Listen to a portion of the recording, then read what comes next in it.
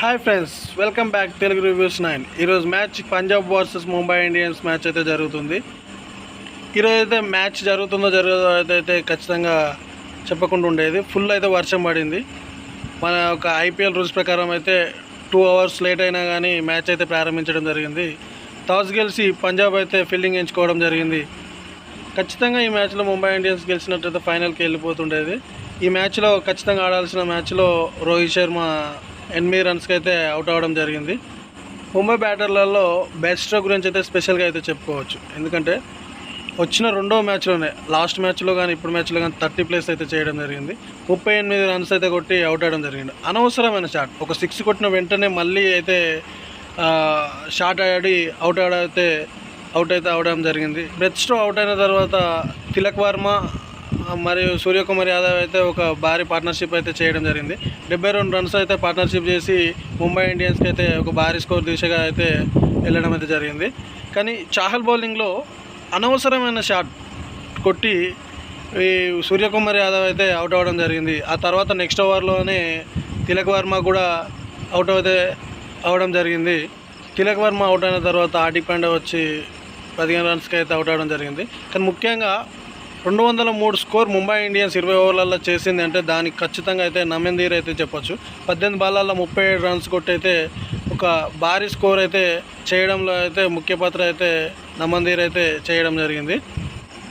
ముంబై బ్యాటర్లలో అయితే తిలక్ వర్మ, సూర్యకుమార్ యాదవ్ అయితే 44 runs equal కొట్టి అయితే అవుట్ అవ్వడం జరిగింది. నమందీర్ 37 రన్స్ అయితే కొట్టడం జరిగింది. ఉమర్దుల్లా, పంజాబ్ బౌలర్లలో ఉమర్దుల్లా 2 వికెట్లు అయితే తీసుకోవడం అయితే జరిగింది. చూడాలి సెకండ్ ఇన్నింగ్స్లో పంజాబ్ ఏ విధంగా ఆడుతుంది. లాస్ట్ టైం అయితే ఆర్సీబీతో ఆడినప్పుడు చాలా అంటే చాలా ఎక్సలెంట్ బ్యాట్స్మెన్లు ఉన్నా కానీ అనవసరమైన షాట్లు ఆడి ఓడిపోవడం జరిగింది. 204 రన్స్ టార్గెట్ను పంజాబ్ ఈసారి అయితే ఎలా ఆడి గెలుస్తుందో చూడాలి.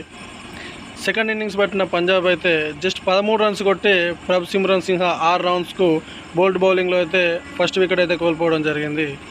పంజాబ్ అయితే అశ్విన్ కుమార్ వేసిన 5వ ఓవర్ ఫస్ట్ బాల్కి అయితే ప్రియాంశ్ ఆర్య అయితే 20 రన్స్ 10 బాల్లో కొట్టి అయితే 2వ వికెట్ అయితే కోల్పోవడం జరిగింది. ఎక్సలెంట్ పార్ట్నర్షిప్, శ్రేయస్ అయ్యర్ను ఇంగ్లీషు మంచి పార్ట్నర్షిప్ చేస్తున్న టైంలో హార్దిక్ పాండ్యా బౌలింగ్ వేసి 7వ ఓవర్లో అయితే ఇంగ్లీష్ను అవుట్ చేయడం జరిగింది. 38 రన్స్ కొట్టి ఇంగ్లీష్ అయితే అవుట్ అవడం జరిగింది.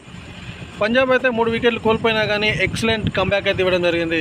శ్రేయస్ అయ్యర్, నేహల్ వధేరా కలిసి అయితే 84 రన్స్ అయితే ఈ పార్ట్నర్షిప్ అయితే ఇవ్వడం జరిగింది. నిజంగా చెప్పాలంటే బూమ్రా ఎన్ని ప్లాన్లు వేసినా కానీ తన ఓవర్లను మాత్రం అవుట్ కాకుండా అయితే ఎక్సలెంట్ అయితే కంబ్యాక్స్ ఇస్తూ పార్ట్నర్షిప్ అయితే పెంచుకోవడం అయితే పంజాబ్ చేయడం జరిగింది. కానీ 15వ ఓవర్లో అశ్విన్ కుమార్కు స్నేహల్ వధేరా అయితే 48 రన్స్ కొట్టి అయితే అవుట్ అయితే అవ్వడం జరిగింది. మ్యాచ్ మాత్రం ఎక్సలెంట్ అయితే జరుగుతుంది. ఒక్కొక్క ఓవర్కు ఒక్కొక్కసారి ముంబై గెలుస్తుందా లేకపోతే పంజాబ్ గెలుస్తుందా అన్నట్టుగా అయితే ఎక్సలెంట్ అయితే జరుగుతుంది. మొత్తానికైతే శ్రేయస్ అయ్యర్ అయితే నాట్అవుట్గా ఉండి 88 రన్స్ కొట్టి అయితే పంజాబ్ కింగ్ లెవెల్ మాత్రం ఫైనల్కి అయితే తీసుకుపోవడం జరిగింది. ఎక్సలెంట్ బ్యాటింగ్ అయితే చేస్తూ ఎక్సలెంట్ పర్ఫార్మెన్స్ అయితే ఇవ్వడం జరిగింది.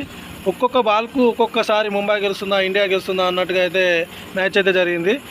హార్దిక్ పాండ్యా కూడా ఎంతమంది బౌలర్లను మార్చినా కానీ వికెట్లు అయితే పడకపోవడంతో అశ్విన్ కుమార్కు 2 వికెట్లు పడ్డాయి కాబట్టి 18వ ఓవర్ కూడా అశ్విన్ కుమార్కు ఇవ్వడం జరిగింది.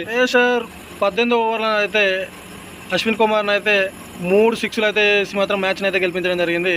ఇక థర్డ్ రోజు మాత్రం ఒక కొత్త ఛాంపియన్ అయితే చూడడం అయితే జరుగుతుంది. ఇప్పటివరకు 2014లో ఫైనల్కి వెళ్ళిందంటే ఇప్పటివరకు పంజాబ్ అయితే వెళ్ళలేదు.